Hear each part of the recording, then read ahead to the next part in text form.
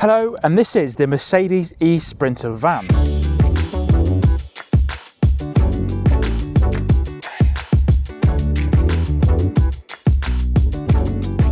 Hello, welcome back to the interface. My name's Alex, and this is a Mercedes eSprinter van.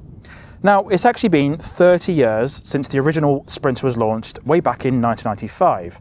And Mercedes don't want you to forget the fact that it's got a major milestone.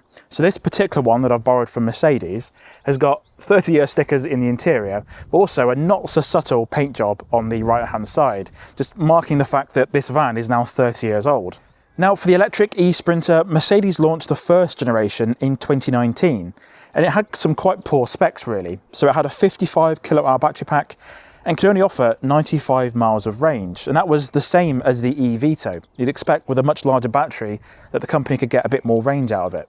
However, that wasn't the case, and while it's good that the company was offering an electric version, it really didn't offer the majority of van users the kind of range they needed to rely on day to day. It was only really useful in cities and larger built-up areas where traffic was going a bit slower. After a few years on sale, it was pretty clear that Mercedes needed to do something to address the range and performance on the first generation version. And this is where the new second gen version comes in.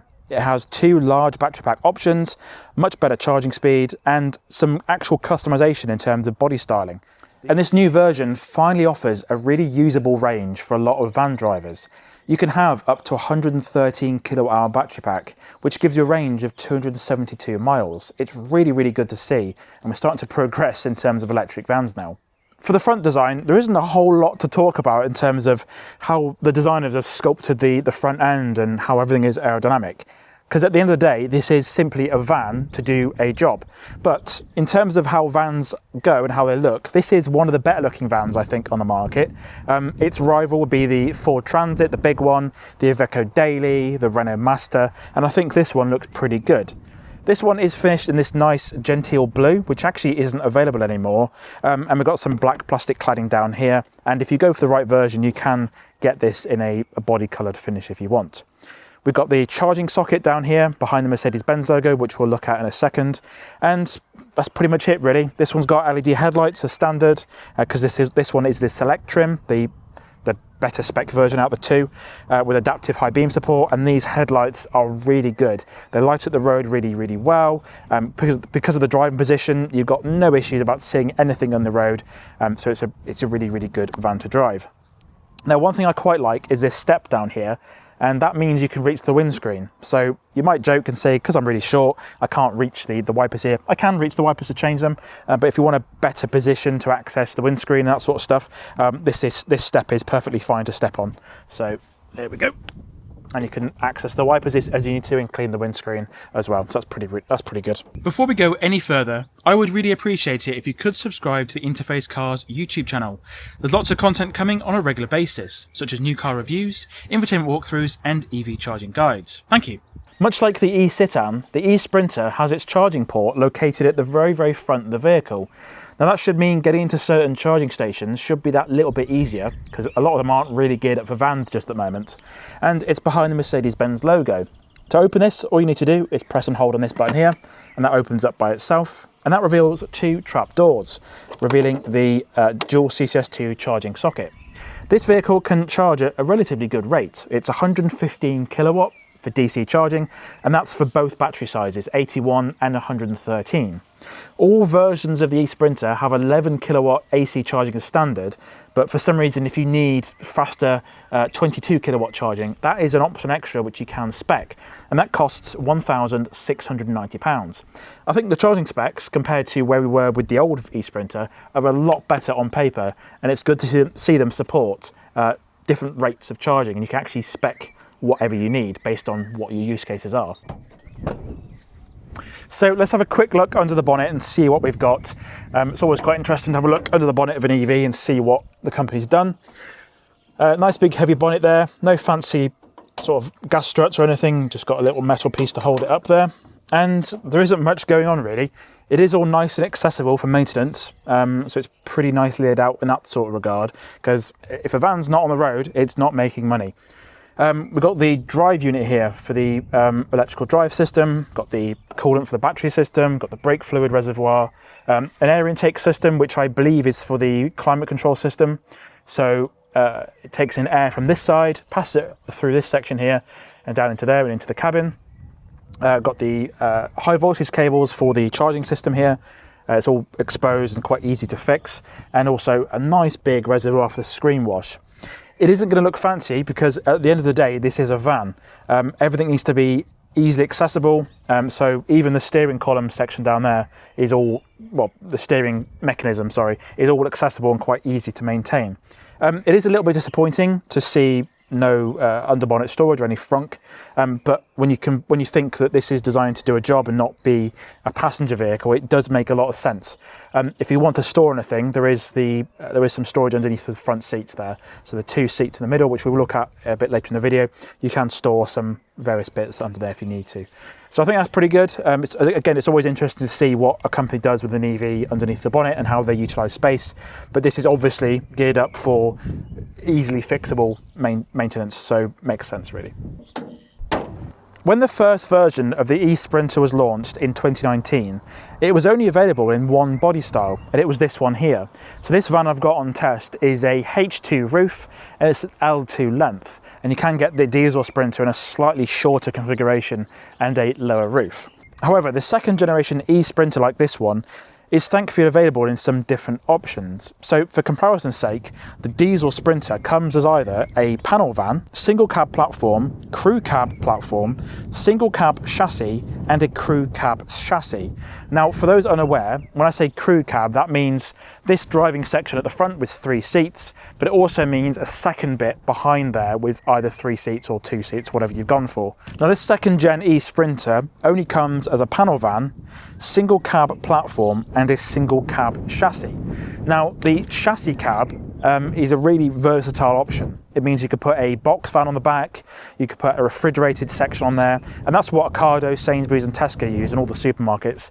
They use, well, any kind of van, but they have a chassis cab option, and that means they can put whatever they want on the back, and the options are endless essentially. If someone makes something for a chassis cab van, you can put it on the back.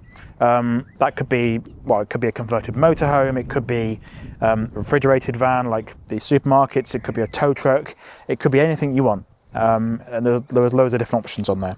So it would have been nice to see Mercedes do some other body styles for the eSprinter, but I'd imagine they've probably gone for the most popular versions first, and then they'll see how it goes and expand they're on with the third gen version potentially. Being a commercial vehicle, you can't really expect to see some nice stylish 20-inch rims.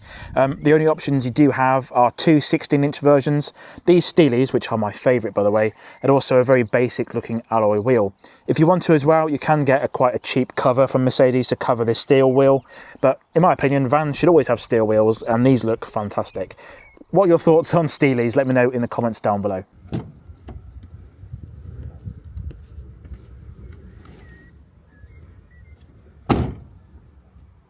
As far as vans go, the interior on the eSprinter is actually rather nice, and this will be exactly the same on the diesel Sprinter if you happen to have one of those as well. The interior is really nicely laid out, lots of good space, thoughtful design in certain places, and also 8 cup holders, which is rather important for when you're on the road in a van. Now obviously, being a van and a commercial vehicle, there's going to be hard plastic everywhere. That's just something you're going to have to expect in a van. And it makes sense because you're going to be in and out of this vehicle multiple times a day, especially if you're delivering parcels or whatever, and it needs to be hard wearing and not get damaged that easily. The layout in here is really good. There's 8 cup holders in total, which is really good to see. Manual climate control, a really decent sized infotainment screen with wireless Apple CarPlay support and Android Auto, and there's also the Mercedes Me app, which lets you see certain things about the vehicle remotely and precondition it and that sort of good stuff. If you want a full in-depth guide on this infotainment screen, click my link in the top right corner or the description down below, where I take a full in-depth look at this infotainment screen. Now for the steering wheel, we've got a really decent sized one. It's exactly the same one you find in Mercedes passenger vehicles. It's got some touch-based controls for the volume, which is actually really nice and easy to use actually. And all the buttons, while they look haptic, they are actually physical buttons. And it's really quite thoughtful. Now, one thing I quite like in the eSprinter is the ergonomics and the layout of the gear stick. Now, if you imagine in a manual or an automatic van, the gear stick's going to be here somewhere, or just a little bit tiresome to use if you're changing gears all the time. So manoeuvring the vehicle, reversing, putting it into drive, and that sort of stuff. Having it right next to your right hand is really nice. So you can steer, knock it into reverse, knock it into drive. It's really quite easy. And after a few minutes of driving it, you get instantly used to it. It's really nice. I really like it. It's quite good. We also have some paddles for the regen, some really nice regen options. Pretty much 99% one pedal driving in the eSprinter. So around town, it's going to be recouping energy quite quickly and quite easily, so it's a really nice, thoughtful layout. Now, the options list on the eSprinter is absolutely immense. I think I'd be here for a good hour explaining all the different options, the pricing, and it'd be easier for you to go through the list yourself. There's way too many to mention, but these are some of my highlights personally. So one of the ones you can go for is a digital rear view mirror. So imagine you've got a bulkhead, you can't see out the back, but you can have the camera at the back display a video feed to a mirror here. That's an option extra. Another one is a sliding door in the bulkhead as well. Lockable overhead lockers, so you can store some things up there. You can also get electrically adjustable seats on the eSprinter for the passenger and the driver. Much like a HGV, you can get a hydraulic suspension setup in the seat. So if you're moving along with a lot of weight, the seat will go up and down based on how heavy you are, and offer a more comfortable ride for the driver. And also, there are just so many things to mention. Again, I think it's easier if you go through the options list yourself, but if you know anything about vans like I do, the need for customization in a van is paramount, and it's quite nice that Mercedes are offering that really big list of options. We also have this nice big overhead locker for your devices and tablets and stuff, 3 USB-C ports up there for charging different things, and a 12-volt socket for things that don't have USB. There is one more USB port down here, hidden away, and also one more 12-volt socket for other devices.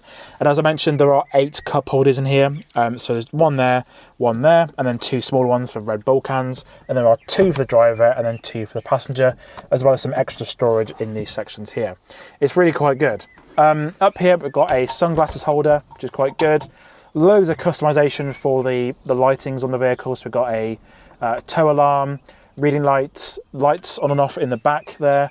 You could turn off different options for the alarm system and the Mercedes Me system as well, and all the lighting is up there. Obviously, being a higher roof option, we have got a huge amount of headroom. And also up here we've got these 2 massive sun visors.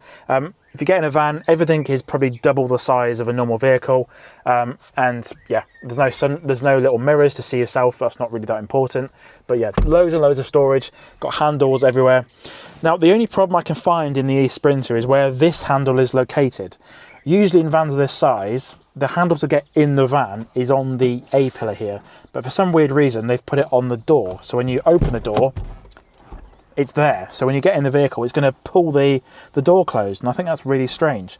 Again, in other vehicles, the handle to get in is actually on this section here, but that's a little gripe, but it's not too bad there at all. We also have some humongous door pockets, so lots of storage there for drinks and things, and other bits and pieces that van drivers need, and there's loads of storage in here. There's no glove box. We've got a bit of storage in there, and also what's quite nice is we have some storage underneath the passenger seat here. So if I get all my stuff out the way, there we go. Underneath here we've got some storage there, some plastic bits that Mercedes have put in there. Also, we have got the charging cables, so there's a Type 2 charging cable in there, and high vis and various bits and pieces. That's quite good. Usually if you don't have the bulkhead, you will be able to access what's underneath this seat from the back in this section there. That just goes in like that and locks away. All pretty good. The load area in the eSprinter is, unsurprisingly, exceptionally large. It can be had with either a 5.9 metre or 7 metre load area, with 2 roof options, either normal or high. This one has been kitted out with a black liner on the sides and LED lights in the ceiling. Around back, there's a handy step to get in and out, as well as a grab handle. Now, most combustion vans tend to have a pretty agricultural setup for their suspension. Something like the Transit Custom and the big Ford Transit, they have leaf springs at the back. And that's for carrying passengers. Admittedly, that's not a very often thing you might do, but when you do carry people in the back of the van, the ride comfort can be quite bad and quite bouncy and quite jiggly. Now, for one reason or another, mainly weight, whenever a company makes an electric version of that van, they always put in proper independent suspension. And that is obviously for weight reasons, but that does have the added side benefit of a much better ride. Even from the driving position of this vehicle, the ride is incredibly good for a van. It's compliant over bumps and potholes, and it doesn't seem to have any issues with jiggling about or anything. And at the moment, I've got the van completely empty. There's nothing in this van apart from me. And the ride's really, really good. Most empty vans tend to have a really bad ride, and this one's really good. Also, the driving experience of the eSprinter is really, really good. The way this goes down the road is almost like a car in that aspect. And I mentioned in the interior section that the gear stick is on the right-hand side of the steering wheel, ready and quite well placed for your right hand. It means you can manoeuvre this van really quickly and easily without getting in people's way.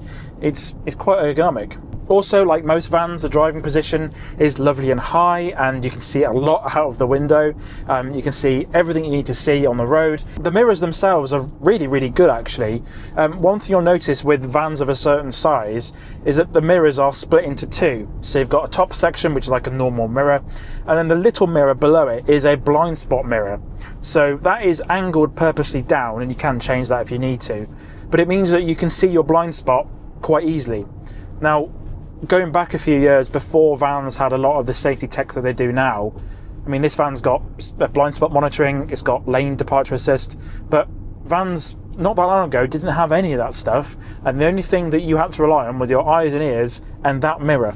Otherwise, you could not see what was in your blind spot. Now, the fact that this vehicle's got that is really, really good, and basically a necessity of a vehicle of this size. You'll also notice that I'm missing out on a rear view mirror. Now, most vans really have a bulkhead and you can't see out the back. Only some vans have a window in that place, or windows in the very, very back as well. So to combat that, one of the options, as I mentioned earlier, is you can have a digital rear view mirror, much like a Honda E, for example, and it will display a camera feed of what's behind you. I find that that's probably quite a good option, really. Now, in terms of electric motors, there's only two versions to choose from. One is 136 brake horsepower, and the other one is 204 brake horsepower, and all versions of the eSprinter are rear-wheel drive only. Now, in terms of efficiency figures, when you compare this to an electric car, for example, it doesn't seem overly impressive of what it's doing miles per kilowatt hour. Now, Mercedes are quoting 33.2 kilowatt hours per 100 kilometers, and that's 1.87 miles per kilowatt hour. That doesn't seem that good. But in my time testing this vehicle over the last few days, I've achieved 2.3 miles per kilowatt hour, which is actually pretty good. That might change slightly based on how much stuff you're carrying in the back, but I'd say that's pretty good. Now, lastly, I just want to mention the driving license issue. Now, at the moment, if you drive a diesel Mercedes Sprinter, for example, or any combustion-based van with a Class B license, which is what I've got, that's if you've passed your test after the 1st of January 1997, you can't drive anything over 3.5 tons.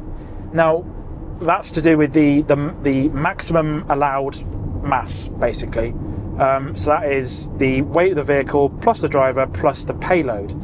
Now, there are certain versions of the eSprinter which can carry, in total, the vehicle plus the payload of 4.25 tons. Now, that might be an issue for some people on paper, but what the UK government did a few years ago is they changed the rules, so anyone on a Class B licence can drive an electric van over 3.5 tons, but up to 4.25 tons. Now, if you've got some drivers that are on Class B, they're going from a diesel Sprinter to an electric Sprinter. That means that they can carry the same payload as what their diesel van can carry, because the electric vans are a bit more heavy, without any consequences or any extra cost in training or having to do a HGV license. So I think that's pretty good. I will put a link in the description for the exact specifics on those rules. Now, one of the things I'm quite impressed about on the eSprinter are the regen options. There's actually 4 different options to choose from, and you got full-on regen, which is D-, what I'm in right now. So I'm going 30 miles an hour currently. If I let off the accelerator, the charge bar goes to full and you slow down really, really quickly. There is also standard D, which you click the plus paddle here, and D plus and D plus plus. D plus plus is just full on coasting, so it'll slow down very, very slowly. And then if you click minus here, you go about, I don't know, about halfway through the charge graph, and then so on. So it's pretty good. I can see that being really, really useful around town, and the range will no doubt increase quite quickly using the regen options. One thing some people might not know about commercial vehicles is that with a van like this, there are different speed limit rules that are down to the driver to pay attention to, as opposed to an actual speed limit. So, for example, on the motorway, a normal car can go 70 miles per hour, and so can this van. However, on a road like this one, which is a national speed limit, which is 60 miles per hour, I am limited to 50 miles per hour. And quite handily, this vehicle knows that. So I've been on roads like this recently.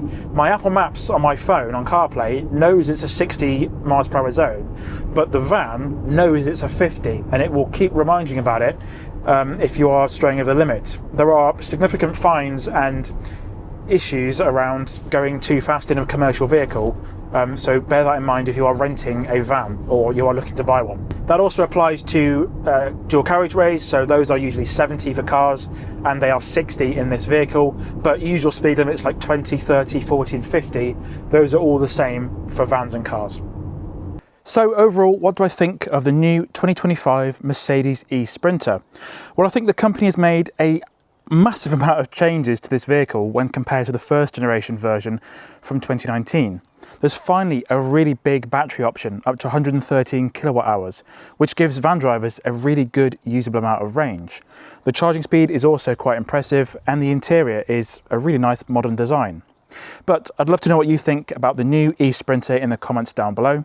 My name's Alex, please subscribe to Interface Cars, and I'll see you again next time.